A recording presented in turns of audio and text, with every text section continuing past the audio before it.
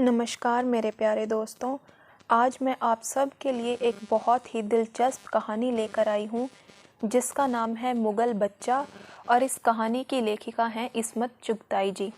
तो चलिए दोस्तों, हम कहानी शुरू करते हैं। वो मरते मर गया मगर मुगलिया शहंशाहियत की ज़िद को बरकरार रखा। फतेहपुर सीकरी के सुनसान खंडरों में गौरी दादी का मकान पुराने सूखे जख्म की तरह खटकता था।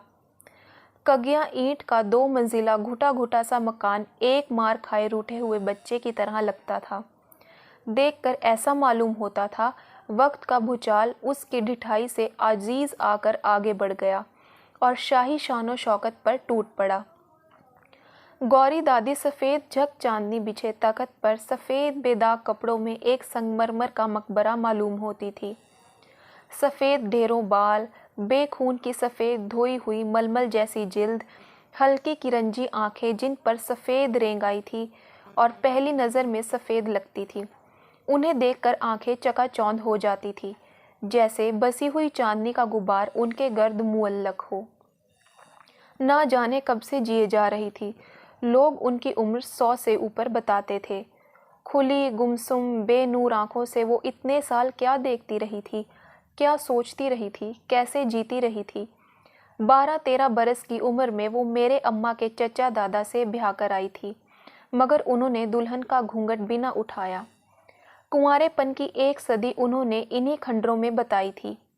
जितनी गोरी भी सफ़ेद थी, इतने ही उनके दूल्हा स्याह भट्ट थे। इतने काले कि उनके आगे चिराग बुझे, गोरी भी बुझकर भी धुआं देती रही। सरे शाम खाना खाकर झोलियों में सूखा मेवा भर के हम बच्चे लिहाफों में दुबक कर बैठ जाते और पुरानी जिंदगी की वर्क गर्दानी शुरू हो जाती। बार बार सुनकर भी जी ना भरता। अदबदा कर गौरी भी और काले मियाँ की कहानी दोहराई जाती। बेचारे की अकल पर पत्थर पड़ गए थे कि इतनी गोरी दुल्हन का घूंघट भी ना उठाया। अम्मा साल के साल पूरा लाव लश्कर लेकर मैके में धावा बोल देती। बच्चों की ईद हो जाती। फतेहपुर सीकरी के अरसार शाही खंडरों में आंख मिचौली खेलते खेलते जब शाम पड़ जाती तो खोई खोई सुरमई फिजा से डर लगने लगता। हर कोने से साए लपकते, दिल धक धक करने लगते। काले मियाँ आ गए, हम एक दूसरे को डराते, गिरते पड़ते भागते और कगिया ईंट के 2 मंजिला मकान की आगोश में दुबक जाते। काले मियाँ हर अंधेरे कोने में भूत की तरह छुपे महसूस होते। बहुत से बच्चे मरने के बाद हजरत सलीम चिश्ती की दरगाह पर माथा रगड़ा, तब गौरी बी का मुंह देखना नसीब हुआ। माँ बाप की आंखों की ठंडक गौरी बी बड़ी जिद्दी थी। बात बात पर अटवाइटी खटवाती लेकर पड़ जाती। भूख हड़ताल कर देती। घर में खाना पकता, कोई मुंह न झुटलाता, जूं का तूं उठवाकर मस्जिद में भिजवा दिया जाता। गौरी भी न खाती तो अम्मा बावा कैसे निवाला तोड़ते। बात इतनी सी थी कि जब मंगनी हुई तो लोगों ने मजाक में छींटे किए, गोरी दुल्हन काला दूल्हा। मगर मुगल बच्चे मजाक के आदी नहीं होते। 16-17 बरस के काले मियाँ अंदर ही अंदर घुटे रहे, जल के मरुंडा होते रहे। दुल्हन मैली हो जाएगी, खबरदार ये काले काले हाथ लगाए तो। बड़े नाजों से पाली है तुम्हारी, तो परछाइयाँ तो काली हो जाएंगी। बड़ा तीहा है, सारी उम्र जूतियाँ उठवाएगी। अंग्रेज़ों ने जब मुगल शाही का अंतिम संस्कार किया तो सबसे बुरी मुगल बच्चों पर बीती कि वही ज़्यादा ओहदे संभाल बैठे थे। जहाँ जागीर छिन जाने के बाद लाख के घर देखते देखते खाक हो गए। बड़ी बड़ी ढनदार हवेलियों में मुगल बच्चे भी पुराने सामान की तरह जा पड़े। भौचक्के से रह गए, जैसे किसी ने पैरों तले से तख्ता खींच लिया। तब ही मुगल बच्चे अपने गुरूर और खुददारी की तार तार चादर से सिमटकर अपने अंदर ही अंदर घुलते चले गए। मुगल बच्चे अपने महवर से कुछ खिसके हुए होते हैं। खरे मुगल की यही पहचान है कि उसके दिमाग में 2-4 पेंच ढीले या ज़रूरत से ज़्यादा तंग होते हैं। अर्श से फर्श की तरफ लुढ़के तो जहनी तवाज़ुन डगमगा गए। जिंदगी की कदरें गलत मलत हो गई। दिमाग से ज़्यादा जज्बात काम करने लगे। अंग्रेज़ी की चाकरी, लानत और मेहनत मजदूरी की कसरे शान जो कुछ असासा बचा उसे बेच बेच कर खाते रहे। हमारे अब्बा के चचा रुपये पैसे की जगह चच्ची के जहेज के पलंग के पायों से चांदनी का पत्थर उखेड़े जाते थे। जेवर और बर्तनों के बाद टिके जोड़े नोच नोच कर खाते। पान दान की कुल्हाइयाँ सिलबट्टे से कुचलकर टुकड़ा टुकड़ा बेची और खाई। घर के मर्द दिन भर पलंग में अदवाइन तोड़ते। शाम को पुरानी घनी अचकन पहनी और शतरंज पच्चीसी खेलने निकल गए। घर की बीवियां छुप छुप कर सिलाई कर लेती। 4 पैसों से चूल्हा चल जाता या महल्ले के बच्चों को कुरान पढ़ा देती तो कुछ नजराना मिल जाता। काले मियाँ ने दोस्तों की छेड़खानी को जी का घाव बना लिया। जैसे मौत की घड़ी नहीं टलती, वैसे ही माँ बाप की तय की हुई शादी न टली। काले मियाँ का सर झुका के दूल्हा बन गए और किसी सरफिरी ने ऐन आरसी मुसफ्फत के वक्त और छेड़ दिया, खबरदार, जो दुल्हन को हाथ लगाया काली हो जाएगी। मुगल बच्चा चोट खाई नाक की तरह पलटा, सर से बहन का आंचल नोचा और बाहर चला गया। हंसी में खसी हो गई। एक मातम बरपा हो गया। मर्दान खाना में इस ट्रेजेडी की खबर हंसी में उड़ा दी गई। बगैर आरसी मुसफ़ के रुखसत की एक कयामत थी। खुदा, मैं इसका गुरूर चकनाचूर कर दूंगा। किसी ऐसे वैसे से नहीं, मुगल बच्चे से वास्ता है। काले मियाँ फुंकारे। काले मियाँ शहतीर की तरह पूरी मसहरी पर दराज थे। दुल्हन एक कोने में गठरी बनी कांप रही थी। 12 बरस की बच्ची की बिसात ही क्या। घूंघट उठाओ, काले मियाँ डकराए। दुल्हन और गड़ी मुड़ी हो गई। हम कहते हैं घूंघट उठाओ, कोहनी के बल उठकर बोले। सहेलियों ने तो कहा था दूल्हा हाथ जोड़ेगा पैर पड़ेगा, पर खबरदार जो घूंघट को हाथ लगाने दिया। दुल्हन जितनी ज़्यादा मुदाफ़त करे उतनी ही ज़्यादा पाकबाज। देखो जी, नवाबजादी होगी अपने घर की, हमारी तो पैर की जूती हो। घूंघट उठाओ, हम तुम्हारे बाप के नौकर नहीं। दुल्हन पर जैसे फालिज गिर गया। काले मियाँ चीते की तरह लपक कर उठे, जूतियाँ उठाकर बगल में दाबी और खिड़की से पाइंबांग में कूद गए। सुबह की गाड़ी से वो जोधपुर दनादन हो गए। घर में सोता पड़ा था। एक अक्का भी जो दुल्हन के साथ आई थी जाग रही थी। कान दुल्हन की चीखों की तरफ लगे थे। जब दुल्हन के कमरे से चूं भी न आई तो उनके पैरों का दम निकलने लगा। हैं कैसी बेहया लड़की है। लड़की जितनी मासूम और कुंवारी होगी उतना ही ज़्यादा धुंध मचाएगी। क्या कुछ काले मियाँ में खोट है। जी चाहा कुइयाँ में कूदकर किस्सा पाक करें। चुपके से कमरे में झांकी तो जी सन से हो गया। दुल्हन जैसी की तैसी धरी थी और दुल्हा गायब। बड़े गैर दिलचस्प किस्म के हंगामे हुए। तलवारें खींची। बड़ी मुश्किल से दुल्हन ने जो बीती थी कह सुनाई। इस पर तरह तरह की चिमगोइयाँ होती रही। खानदान में 2 पार्टियां बन गई, एक काले मियाँ की, दूसरी गोरी बी की तरफदार।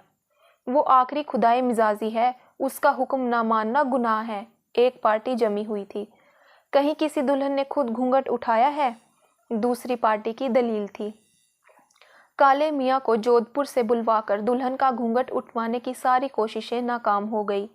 वो वहाँ से घुड़सवारों में भर्ती हो गए और बीवी को नौन नफ़ा भेजते रहे, जो गोरी बीवी की अम्मा समधन के मुंह पर मार आती। गोरी बी कली से फूल बन गई। हर अठवाड़े हाथ पैर में मेहंदी रचाती रही और बंधे टिके दुपट्टे ओढ़ती रही और जीती रही। फिर खुदा का करना ऐसा हुआ कि बावा की मरण घड़ी आ पहुंची। काले मियाँ को खबर गई तो ना जाने किस मूड में थे कि भागे आए। बाबा मौत का हाथ झटक कर उठ बैठे। काले मियाँ को तलब किया। दुल्हन का घूंघट उठाने की बारीकियों पर मिसकोट हुई। काले मियाँ ने सिर झुका दिया, मगर शर्त वही रही कि हश्र हो जाए, मगर घूंघट तो दुल्हन को अपने हाथों से उठाना पड़ेगा। किबला कबा, मैं कसम खा चुका हूँ, मेरा सर कलम कर दीजिए, मगर कसम नहीं तोड़ सकता। मुगल बच्चों की तलवारें जन चुकी थी। आपस में मुकदमा बाजियों ने सारा कलफ निकाल दिया था। बस अहमक नामा जिदे रह गई थी। एक उन्हीं को कलेजे से लगाए बैठे थे। किसी ने काले मियाँ से पूछा, तुमने ऐसी अहमकाना कसम खाई ही क्यों कि अच्छी भली जिंदगी अजाब हो गई। खैर साहब, गोरी भी फिर दुल्हन बनाई गई। कगिया ईंट वाला मकान फिर फूलों और शमाम तुलंबर की खुशबू से महक उठा। अम्मा ने समझाया, तुम उसकी मनकूहा की बेटी जान, घूंघट उठाने में कोई ऐब नहीं। उसकी जिद पूरी कर दो, मुगल बच्चा की आन रह जाएगी, तुम्हारी दुनिया संवर जाएगी, गोदी में फूल बरसेंगे, अल्लाह रसूल का हुक्म पूरा होगा। गोरी भी सर झुकाए सुनती रही। कच्ची कली 7 साल में 9 खेज कयामत बन चुकी थी। हुस्न और जवानी का एक तूफान था जो उनके जिस्म से फूटा निकला था। और औरत काले मियाँ की सबसे बड़ी कमज़ोरी थी। सारे हवास इसी एक नुक्ते का मुरकूज थे, मगर उनकी कसम एक मेखदार आहानी गोले की तरह उनकी हलक में फंसी हुई थी। उनके तखय्युल ने 7 साल आंख मिचोली खेली थी। उन्होंने बीसियों घूंघट नोच डाले। रंडीबाजी, लौंडेबाजी, बटेरबाजी, कबूतरबाजी, गरज कोई बाजी न छोड़ी, मगर गोरी बी के घूंघट की चोट दिल में पंजे गाड़े रही, जो 7 साल सहलाने के बाद जख्म बन चुकी थी। इस बार उन्हें यकीन था उनकी कसम पूरी होगी। गोरी भी ऐसी अकल की कोरी नहीं कि जीने का ये आखिरी मौका भी गंवा दे। 2 उंगलियों से हल्का फुल्का आंचल ही तो सरकाना है, कोई पहाड़ तो नहीं ढोने। घूंघट उठाओ, काले मियाँ ने बड़ी लजाहत से कहना चाहा, मगर मुगली दबदबा गालिब आ गया। गोरी बेगम गुरूर से तमतमाई सन्नाटे में बैठी रही। आखिरी बार हुक्म देता हूँ, घूंघट उठा दो, वरना इसी तरह पड़ी सड़ जाओगी। अब जो गया फिर ना आऊँगा। मारे गुस्से के गोरी भी लाल भभूका हो गई। काश उनके सुलगते रुखसार से एक शोला लपकता और वो मनूस घूंघट खाकसर हो जाता। बीच कमरे में खड़े काले मियाँ कौड़ियाले सांप की तरह झूमते रहे, फिर जूते बगल में दबाए और पाईबांग में उतर गए। अब वो पाईबांग कहाँ, उधर पिछवाड़े लकड़ियों की टाल लग गई। बस 2 जामुन के पेड़ रह गए थे और एक जुगादरी बदगो बेले चंबेली की रोशें। गुलाबों के झुंड, शहतूत और अनार के दरख्त कब के लुट पिट गए। जब तक माँ जिंदा रही, गौरी बी को संभाले रही। उनके बाद ये ड्यूटी खुद गौरी बी ने संभाल ली। हर जुम्मेरात को मेहंदी पीसकर पाबंदी से लगाती, दुपट्टा रंग चुनकर टांगती, और जब ससुराल जिंदा रही त्यौहार पर सलाम करने जाती रही। अब के जो काले मियाँ गए तो कहीं गायब ही हो गए। बरसों उनका सुराग ना मिला। माँ बाप रो रो कर अंधे हो गए। वो ना जाने किन जंगलों की खाक छानते फिरे। कभी खानकाओं में उनका सुराग मिलता, कभी किसी मंदिर की सीढ़ियों पर पड़े मिलते। गोरी बी के सुनहरी बालों में चांदी घुल गई। मौत की झाड़ू काम करती रही। आसपास की जमीनें, मकान कौड़ियों के मूल बिकते गए। कुछ पुराने लोग जबरदस्ती डट गए। कंजड़े कसाई आन बसे। पुराने महल ढहकर नई दुनिया की बुनियाद पड़ने लगी। परचून की दुकान, डिस्पेंसरी, एक मरघुला सा जनरल स्टोर भी उगाया, जहां एल्यूमिनियम की पतीलियां और लिप्टन चाय की पूड़ियों के हार लटकने लगे। एक मफलूज मुट्ठी की दौलत रिस कर बिखर रही थी। चंद मोहतात उंगलियां समेटने में लगी थी। जो कल तक आर्दवाइन पर बैठते थे, झुक झुक कर सलाम करते थे, आज साथ उठना बैठना कसरे शान समझने लगे। गोरी बी का जेवर आहिस्ता आहिस्ता लाला जी की तिजोरी में पहुंच गया। दीवारें ढह रही थी, छज्जे झूल रहे थे। बचे खुचे मुगल बच्चे अफ्यून का अंटा निगल कर पतंगों के पेंच लड़ा रहे थे। तीतर बटेर सधा रहे थे और कबूतरों की दुमों के पर गिन कर हलकान हो रहे थे। लफ्ज़ मिर्ज़ा, जो कभी शान और दबदबे का अलामत समझा जाता था, मजाक बन रहा था। गौरी भी कोहलू के अंधे बैल की तरह जिंदगी के छकड़े में जूती अपने महवर पर घूमे जा रही थी। उनकी किरंजी आंखों में तन्हाइयों ने डेरा डाल दिया था। उनके लिए तरह तरह के अफसाने मशहूर थे कि उन पर जुनू का बादशाह आशिक था।